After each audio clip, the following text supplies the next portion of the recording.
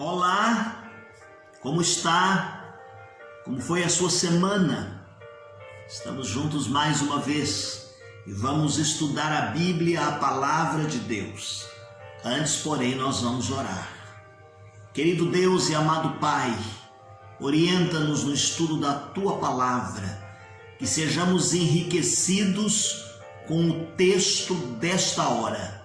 Ensina-nos a Tua vontade. É a oração que fazemos no nome de Jesus. Amém.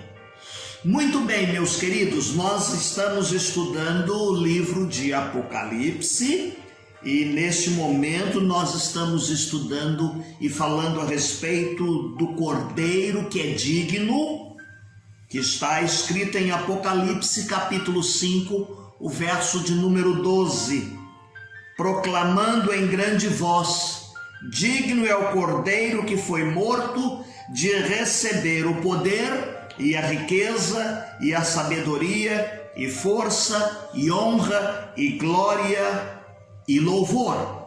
Apocalipse capítulo 5, verso de número 12. No nosso último encontro eu disse que você deveria, além de fazer a leitura diária, tentar estabelecer um paralelo entre as pragas do Egito e as trombetas. Você se lembra disso? Eu quero enumerar aqui rapidamente e relembrar as pragas que estão lá em Êxodo a partir do verso de número 17 do capítulo 7 do livro de Êxodo. Há aqui um paralelismo nos acontecimentos. Por exemplo, a primeira praga ela aconteceu a partir das águas que se tornaram em sangue. Os peixes morreram, houve mau cheiro e eles ficaram sem água. Capítulo 7, 17 de Êxodo.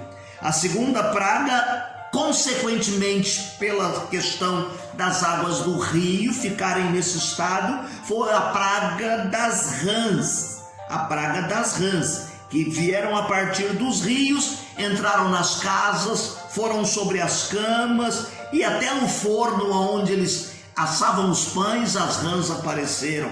Capítulo 8 de Êxodo, do verso 3 ao verso de número 4. Qual foi a terceira praga? A praga dos piolhos. Quando Deus mandou que Moisés e Arão pegassem do pó da terra e jogassem, e a partir daquele pó, então, surgiram os piolhos que tomaram os homens, o gado, e eles, naquele acontecimento, disseram assim: é o dedo de Deus. Êxodo capítulo 8, versos de número 17 e 18.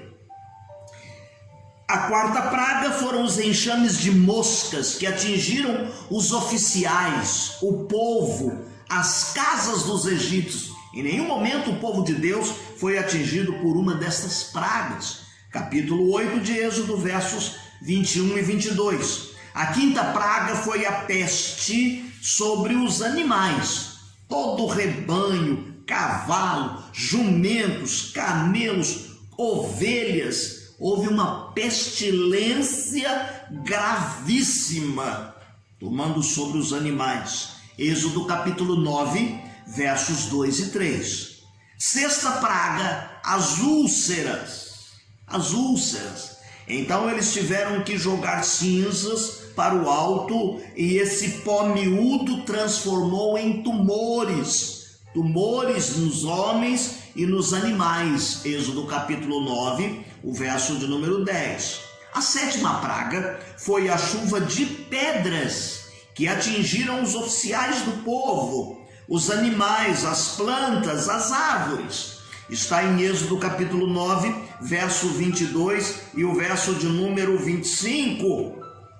Oitava praga, gafanhotos. O restante, diz que eles vieram como que fossem devoradores e acabando com tudo. O que acabou, o que sobrou daquela chuva de pedras, vem os gafanhotos e devoram tudo. Comem as árvores e eles enchem as casas também, novamente dos oficiais do povo egípcio. Êxodo capítulo 10, 12 a 15. A nona praga é das trevas. Diz que ela era tão palpável, tão densa, que se tornava palpável, e eles ficaram 3 dias com estas pragas, não viram uns aos outros, e tão densa que eram essas pragas. Êxodo capítulo 10, 22 e 23. E a 10ª praga, a morte dos primogênitos.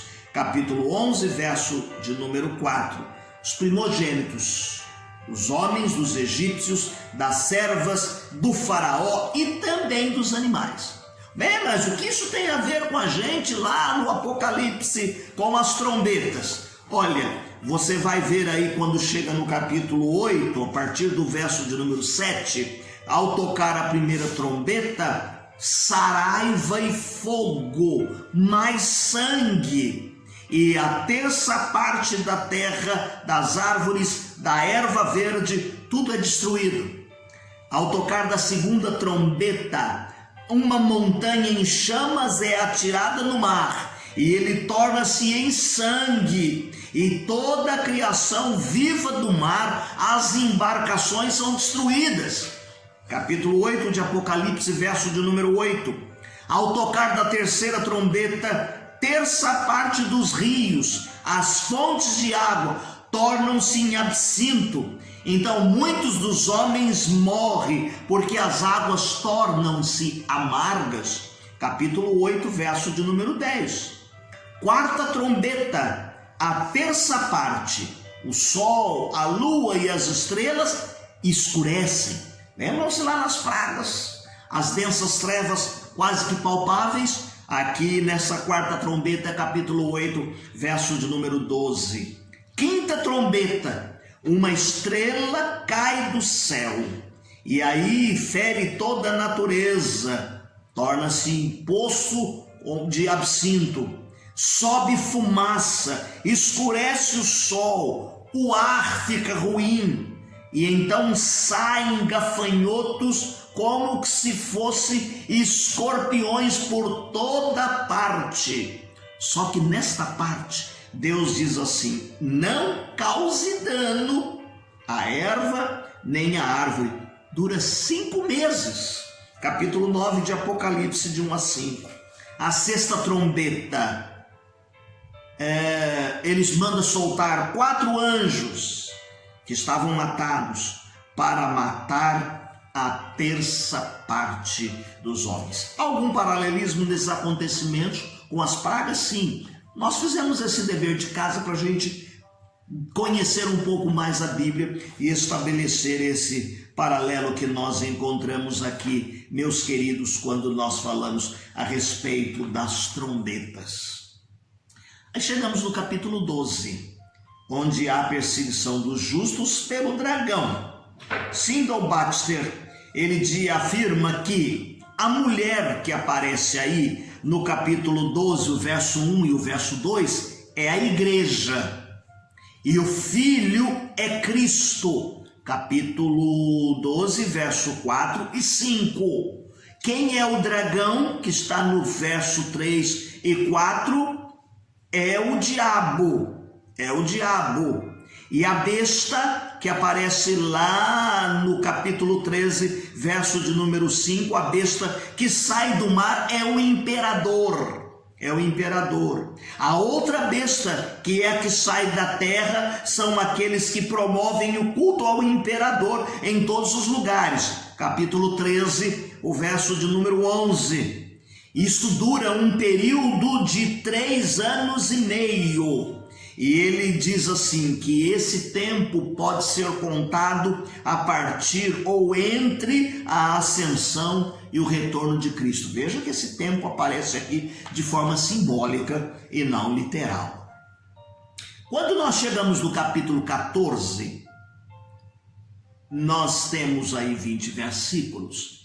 Há um sumário do triunfo, uma advertência, o julgamento, o grande conflito com a vitória de Cristo, à frente dos remidos contra o reino das trevas.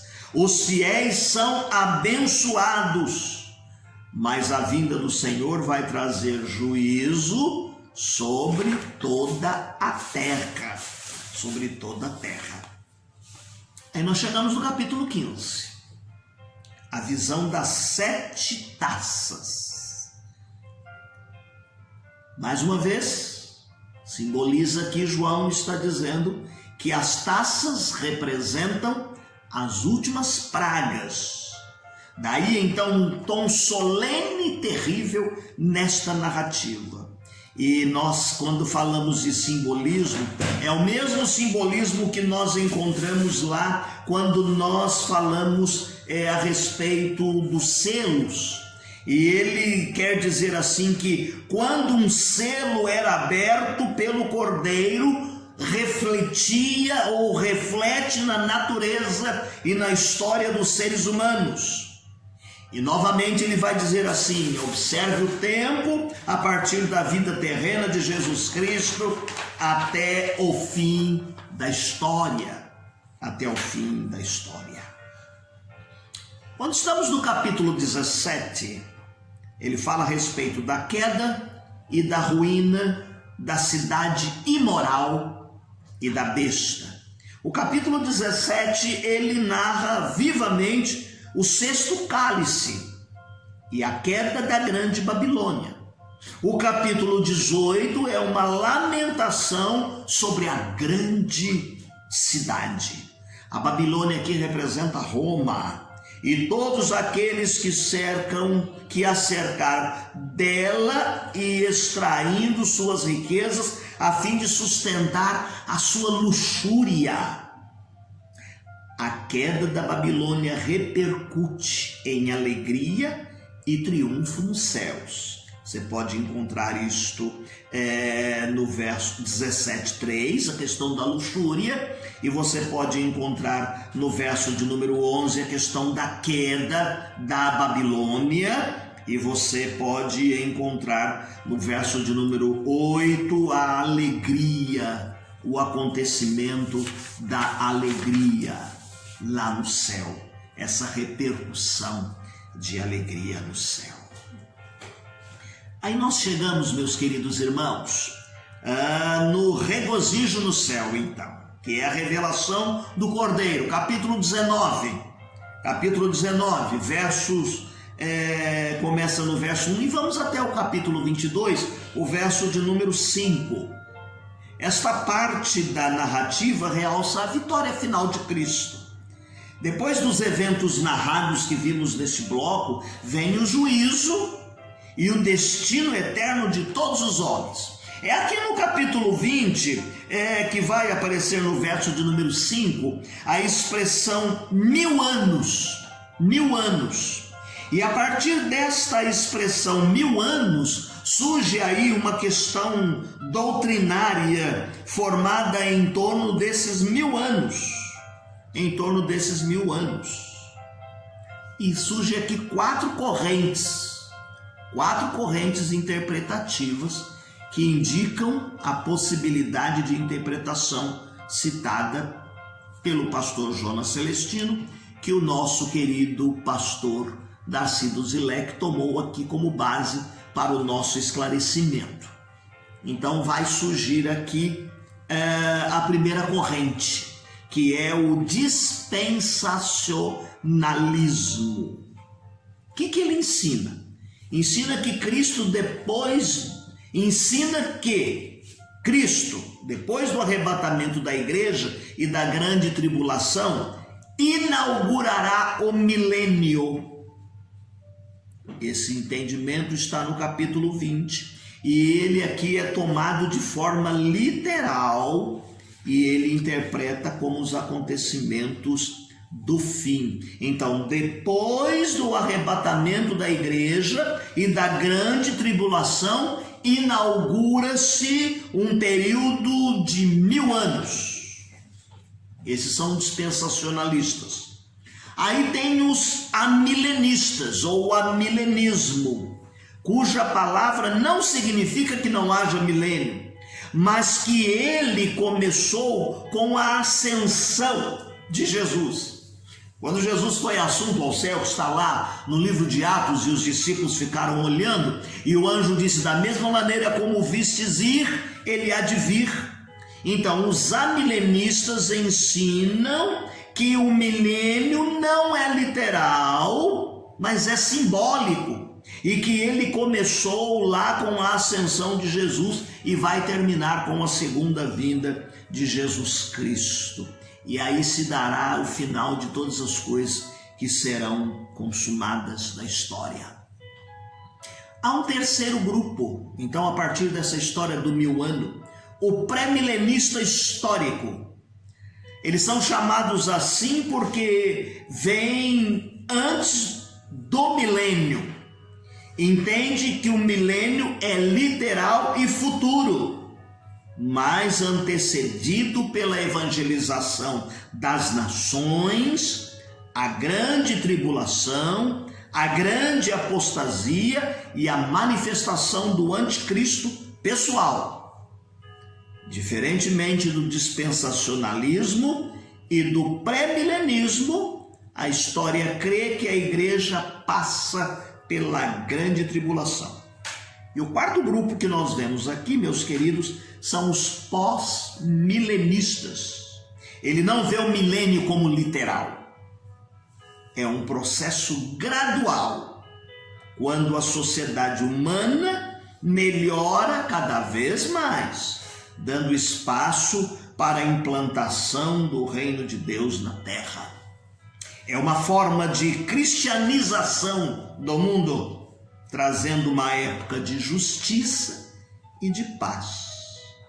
E no final desse longo período de paz, harmonia e justiça, Cristo volta e traz o estado final de todas as coisas. Nosso próximo encontro nós vamos fazer aquela aplicação que nós sempre fazemos a respeito da mensagem do livro para o tempo de hoje, e aí nós fechamos o estudo do livro do Apocalipse. Não deixe de fazer a sua leitura diária. Não deixe também de fazer a leitura da sua Bíblia para que nós possamos cumprir aquela planilha que planejamos para todo ano que você faz a leitura bíblica. Termino o nosso encontro lendo algumas estrofes do hino de número 489 do cantor cristão, tem por título Céu para mim. Não sei quando Cristo Jesus há de vir, e nem qual o dia em que eu hei de partir, mas eu sei que notando o seu rosto luzir, será grande glória para mim. Será grande glória para mim. Será grande glória para mim. Mas eu sei que notando o seu rosto luzir, será grande glória para mim. O canto dos anjos ainda não sei, nem que sinfonias eu lá ouvirei, mas eu sei que o falar de Jesus, o meu rei, será sinfonia para mim. Deus te abençoe. Tenha uma semana feliz e abençoada. Um grande abraço.